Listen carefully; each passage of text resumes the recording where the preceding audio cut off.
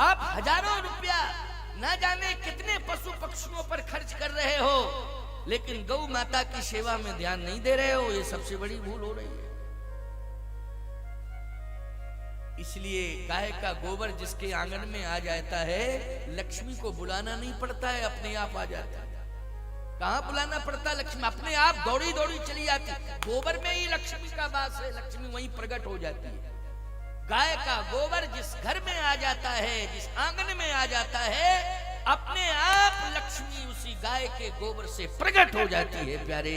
फिर उस घर से इतना प्रेम करती है लक्ष्मी कि विदा होने का मन नहीं लेती है। लेकिन आज झाड़ू पोंछा तो होता है, लेकिन गाय के गोबर से लेपन नहीं होता है। होता है क्या? बोलो, नहीं हो रहा है।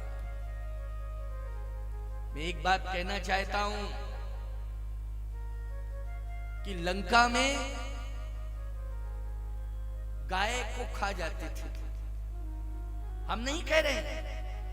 कहूं महिषुमान सुधेनु खर अर्जुन साचर भक्षही। बोलो, गाय को खाते थे कि नहीं खाते थे? याद रखना, रावण को कुत्ता तो कह दिया, स्वान कह दिया है प्यारे। कब कहा है? जब सीता जी का हरण किया। इसका मतलब है नारी का सम्मान नहीं है लंका में, गाय का सम्मान नहीं है लंका में, साधु का सम्मान नहीं है लंका में। अगर साधु का सम्मान होता तो विभीषण जैसे संत को लात मार के नहीं निकालता रावण। बोलो, गलत कह रहा हूं? जब से सीता जी आई तब से असगुन हुआ, स्वान कहा और विभीषण के लात मारी, तो गोस्वामी तुलसीदास जी महाराज ने लिखा कि रावण जबहि विभीषण त्यागा, ओ भयउ विभव बिन तबहि अभागा। बोले, जैसे ही संत विभीषण को लात मार के रावण ने भगाया तो भयउ विभव बिन तबहि अभागा। बोले, अभागा हो गया, वैभवहीन हो गया, अभागा हो गया। इसका मतलब है संत का अपमान, नारी का अपमान और गौ माता का अपमान जहां होगा वहां वैभवहीन हो जाएगा समाज, वहां समाज का विनाश हो जाएगा। इसलिए 3 बातों पर विशेष ध्यान देना है। गौ का सम्मान करना है, संत का सम्मान करना है, और किसका सम्मान बताया? भूल गए। नारी का सम्मान करना है। अब हम तुम लोगों से कहलवाना चाहते थे, लेकिन हम ही को कहना पड़ा। हम तो जब हम ही बता रहे हैं तो हमको पता नहीं है। नारी का सम्मान, गौ का सम्मान और संत का सम्मान, ये 3 सम्मान होने चाहिए। गाय को ग्रास मिलना चाहिए, संत को भोजन मिलना चाहिए, गौ को ग्रास मिलना चाहिए कि नहीं? और नारी का पोषण होना चाहिए। अगर इस प्रकार की परंपरा समाज में रहेगी, उस समाज को कोई नष्ट नहीं कर सकता है, चाहे जितनी कोशिश कोई करे। नमक ग्रह प्रतिकूल भी हो जाए तो मैं दावे के साथ कह रहा हूं, ये नमक ग्रह आपको प्रभावहीन नहीं कर पाएंगे, भले ही प्रतिकूल क्यों ना हो जाए। लेकिन 3 बातों पर सदा विचार करना, ये मेरा उपदेश है आपके लिए, पूरे समाज के लिए। क्या है? उपदेश है, निर्देश है, संदेश है, आदेश है। इसलिए इसका पालन करना। आज लंका में सीता जी पहुंच गई। क्या कर रही हैं लंका में? एक वृक्ष के नीचे बैठी हैं, रो रही हैं बैठी बैठी। कृष्ण शीस, कृष्ण शीस जटा, जटा एक बैनी, और जपत हृदय रघुपति गुण श्रेणी। कृष्ण शीस जटा एक बैनी। याद रखना, सीता जी के केसों की एक ही जटा बन गई। अब बोलो, ये असगुण है कि नहीं? सुहागवती नारी के केसों की जटा बननी चाहिए क्या? बोलो जल्दी बोलो, ये असगुन है। सीता जी सुहागवती है, लेकिन कृष्ण तन शीस जटा एक बहनी, केस उलझ गए, जटा बन गई। सावधान, जब से प्रभु राम से दूर हुई है सीता जी, श्रृंगार नहीं किया हुआ। सुहागवती नारी का जिस नगर में श्रृंगार ना हो पावे, बोलो ये असगुन है नगर के लिए कि नहीं है? ये असगुन है, क्योंकि समाज ने मजबूर कर दिया है, परिस्थिति पैदा कर दी है, इसलिए सुहागवती नारी अपना श्रृंगार नहीं कर पा रही है।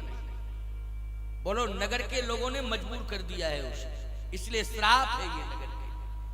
सुहागवती नारी नगर के लिए वरदान हुआ करती है। सुहागवती नारी की मांग का सिंदूर अगर कोई देख ले प्यारे, तो किसी भी कार्य के लिए जा रहा हो, सुहागवती नारी का सिंदूर अगर दिखाई दे गया तो याद रखना उसका कार्य सफल हो जाएगा, क्योंकि वो सिंदूर समाज के लिए वरदान है। क्या है? वरदान है, मंगल है, मंगल है। इसलिए बिना सिंदूर के कभी सुहागवती नारी को रहना नहीं चाहिए, याद रखना। यही सबसे बड़ा श्रृंगार है, इसी को श्रृंगार कहते हैं। मांग में सिंदूर है, यही श्रृंगार है। आज बहुत से श्रृंगार तो हो रहे हैं, लेकिन सिंदूर छिपा है, दिखाई नहीं दे रहा है। और इतना हल्का सिंदूर लगाती है कि वो पता नहीं चलता है। पहले क्यों भाई, सिंदूर दूर से ही दिखाई देता था कि नहीं दिखाई देता था? है? दूर से ही दिखाई देता था। रेड का निशान खतरा, लाल लाल निशान खतरा है? क्यों भाई? सावधान, आजकल तो पता ही नहीं चलता है। अच्छा वो जो लगता है ना सिंदूर, वो बीच में मांग में लगना चाहिए, पता नहीं टेढ़ा टाढ़ा लग जाता साइडों में, इधर उधर। हाँ क्यों, गलत कह रहा हूं क्या? साइड में लगता है टेढ़ा टाढ़ा, जिससे कोई देख ना ले। अरे सिंदूर छिपाने के लिए है, नहीं है प्रकट करने के लिए है, जिससे समाज ये समझ जाए कि अधिकार प्राप्त नारी है। बोलो भाई, संरक्षण प्राप्त नारी है, संरक्षण किसी ने दिया है, ये सिंदूर सिद्ध कर देता है। याद रखना, माता जानकी को सिंदूर प्रिय है। सत्य तो यह है प्यारे, भगवान श्री राम जिस दिन सीता जी का हरण हुआ, उस दिन मांग में सिंदूर था, और वही सिंदूर 14 महीने तक रहा लगा। याद रखना, वही सिंदूर रहा। वो सिंदूर जो है बार बार कवच बनकर के सीता के सम्मान की रक्षा करता था। इसलिए नारी का सिंदूर कवच है। नारी का सिंदूर क्या है? कवच है। मांग में सिंदूर होना चाहिए, ये कवच है तुम्हारे लिए। कवच का काम है रक्षा करना। कवच का काम क्या है? रक्षा करना। कवच का काम संरक्षण देना भी, और कवच का काम रक्षा करना। और ये भारतीय सनातन संस्कृति में ही नारी सिंदूर लगाती है। पाश्चात्य संस्कृति की नारी सिंदूर नहीं लगाती। विदेशी महिला को, कभी किसी विदेशी महिला को देखना, जब पर्यटक बनकर के भारत में आते हैं पर्यटन करने, तो उन महिलाओं को देखना वो सिंदूर नहीं लगाती हैं। उनको वहां परंपरा ही नहीं है सिंदूर की। क्यों? हमारे यहाँ सिंदूर इसलिए नारी को दिया जाता है मंडप के नीचे, क्योंकि नारी संस्कारों को स्वीकार कर रही है। विवाह क्या है? एक संस्कार है। हमारे यहाँ भारतीय सनातन परंपरा में विवाह क्या है? संस्कार है। जैसे आज बहुत शादियां हैं, बोलो आज बहुत शादियां हैं। बहुत से लोग हमसे आज्ञा लेके गए हैं कि महाराज शादी में जाना है, शादी में जाना है। हाँ भाई जाना पड़ेगा, है ना। लेकिन मैं आपसे एक बात पूछ रहा हूं, विदेश की नारी सिंदूर नहीं लगाती है, क्यों नहीं लगाती है? भारत की नारी सिंदूर क्यों धारण करती है? इसलिए शास्त्र कहता है ये संस्कार है। जहां संस्कार माना जाएगा विवाह को, वहां सिंदूर अवश्य होगा। और विदेश में संस्कार नहीं है विवाह, विदेश में समझौता है। क्या है विदेश में? समझौता। ईमानदारी के साथ बताओ, जहां समझौता होगा वहां सिंदूर से क्या लेना देना? समझौते का मतलब है जब तक हमारा तुम्हारी बात बन रही है तब तक हम तुम्हारे हैं, तुम हमारे हो। जिस दिन नहीं बनेगी तुम अलग अलग अलग, कोई मतलब नहीं, कोई लेना देना नहीं। लेकिन भारतीय परंपरा में जिसकी मांग में एक बार सिंदूर भर चुका है प्यारे, जब तक वो जिंदा है उसके मांग के सिंदूर को यमराज भी नहीं मेट पाएंगे प्यारे। यही मनोती वो भगवान से मांगती है कि मेरे मांग के सिंदूर को यमराज भी न समाप्त कर पाए। सिंदूर का मतलब है पति। सिंदूर का मतलब क्या है? पति। पति की रक्षा होगी तो सिंदूर की रक्षा होगी कि नहीं होगी? सिंदूर की रक्षा की बात करती है वो। अपने आप पति के दीर्घायु की कामना हो जाती है। बोलो, दीर्घायु की कामना जुड़ जाती है कि नहीं जुड़ जाती है? विदेश की नारी पति को महत्व नहीं देती है, विदेश की नारी संपत्ति को महत्व देती है। जब तक संपत्ति रहेगी तब तक एग्रीमेंट रहेगा, समझौता। और संपत्ति खत्म, एग्रीमेंट खत्म, फिर क्या लेना देना, कोई मतलब नहीं है। लेकिन भारत की नारी संपत्ति को महत्व नहीं देती है, भारत की नारी तो पति को महत्व देती है। इसलिए तुलसीदास जी कह रहे हैं, वृद्ध रोग बस, वृद्ध रोग बस जड़ धनहीना, ओ अंध बधिर लोभी अति दीना, ऐसे पति कर किए अपमाना, नारी पाव जमपुर दुख नाना। अंध बधिर लोभी अति दीना, वृद्ध रोग बस जड़ धन हीना। कैसा ही पति क्यों ना हो, रोगी हो, जड़ हो, धनहीन हो, याद रखना बूढ़ा हो, लेकिन पति परमात्मा से भी ज्यादा श्रेष्ठ है, सम्माननीय है, महत्वपूर्ण है। यह है भारत की परंपरा। इसलिए जब पति से पृथक हो जाती है नारी, उसकी मांग का सिंदूर चला जाता है। चूड़ियां और सिंदूर ये दो अलग हो जाते हैं। जिस समय उसकी मांग से सिंदूर धोया जाता है तो उस समय वो कल्पना किसकी करती है? संपत्ति की कि पुत्र की? नहीं, परमात्मा। जिस समय उसकी मांग का सिंदूर धुलता है उस समय न उसे पिता की याद आती है, न पुत्र की याद आती है, न संपत्ति की याद आती है। पति के जाने के बाद उसे केवल परमात्मा की याद आती है। यह है सनातन संस्कृति की याद, केवल परमात्मा की याद आती है। इसलिए वो प्रमाण मिलता है। प्रसंग तो मैं श्री किशोरी जी का ही कह रहा हूं। भगवान राम कितने व्यथित हैं, लेकिन संकेत दे रहा हूं आप। चक्रवर्ती सम्राट महाराज श्री दशरथ का निधन हुआ। जिस समय सरजू तीर रच चिता बनाई, सरजू के किनारे एक चिता तैयार की गई। महाराज का शरीर अग्नि के हवाले करना है। भरत जी महाराज ने मुखाग्नि दी।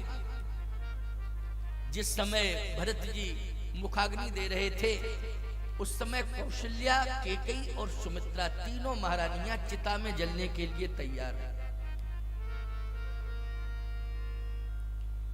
जैसे ही चिता में कूदने के लिए तीनों तैयार हुई तो अभी अभी भरत जब आए थे ननिहाल से तो केकई जी को खरी खोटी सुना रहे थे। बोलो, सुना रहे थे कि नहीं? बार बार कह रहे थे, जो पै कुरुच रही असुतोही। मुखाग्नि के पहले भरत का बयान है केकई मां के प्रति क्या है? जो पै कुरुच रही असुतोही, और जनमत काहे न मारस मोही। पेड़ काटते पल्लव सींचा, और मीन जियत नित बार उलीचा। केकई कत जन्मी जग माझा। के कई कत जन्मी जग माझा।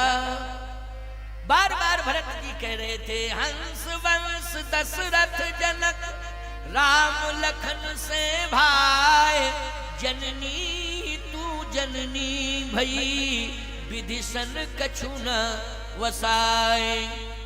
धर धीरज पुनि उठे संवारी, कहो पितु मरण हेतु महतारी।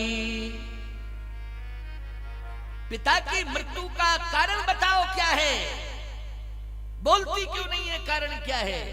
आज मैं तेरा त्याग करता हूं, तेरे कारण मेरे पिता की मृत्यु हुई है। लेकिन भरत जी महाराज ने देखा कि तीनों माताएं चिता में जलने को तैयार हैं, तो भरत जी ने तीनों माताओं के पैर पकड़े हैं। गईपद विनय मातु सब राखी, मातु सब राखी, सबका मतलब बोलो केकई है कि नहीं? मरने से केकई को भी बचाया कि नहीं बचाया? कौशल्या को ही नहीं बचाया, सुमित्रा को ही नहीं बचाया, केकई को भी मरने से बचाया। आप कहोगे महाराज जी भाव क्या है इसमें? भाव यही है कि मरने की जरूरत नहीं। क्यों? सिंदूर चला गया, चूड़ियां चली गई, तो अब जिंदा रह के करूंगी क्या? कौशल्या जी ने कहा। भरत जी ने कहा जब पति चला जाए तो जगतपति की शरण में जाना चाहिए। किसकी शरण में जाना चाहिए? जगतपति की शरण में। देखो इसलिए हमारे यहाँ जो जलने वाली परंपरा थी, सती प्रथा जिसको कहते थे, जलने वाली परंपरा, उसको रोका गया। भारतीय संविधान में भी प्रतिबंध लगाया है, लेकिन हम लोगों ने भी इस बात को समय को देखते हुए बार बार कहा है कि मरना नहीं है, अब तो जगतपति की शरण में जाना है। किसकी शरण में जाना है? जगतपति की शरण में जाना है।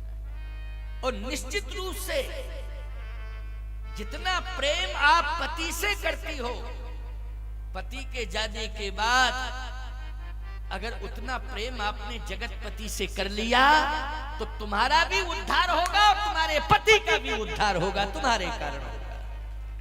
इसलिए तुम अपने पति के उद्धार में सहायक सहयोगी बन जाओ। इसलिए भरत जी ने तीनों माताओं को रोक दिया, पैर पकड़ लिए, प्रार्थना की, नहीं नहीं, पति चला गया है, हम जगतपति से आपको मिलाएंगे। और जगतपति कहाँ रहता है? चित्रकूट में। तो इसलिए तीनों माताएं बोलो आई कि नहीं आई चित्रकूट में? कल मैंने संकेत दिया था कथा प्रवचन में कि तीनों माताएं चित्रकूट आई थी। ये प्रारब्ध होता है कि पति पहले चला गया, पत्नी बाद में, प्रारब्ध है ये। हर नारी चाहती है कि मैं सुहागवती रहूं, समाज से जाऊं तो मेरी मांग का सिंदूर मेरे साथ जाना चाहिए, चमकता रहे मांग में सिंदूर।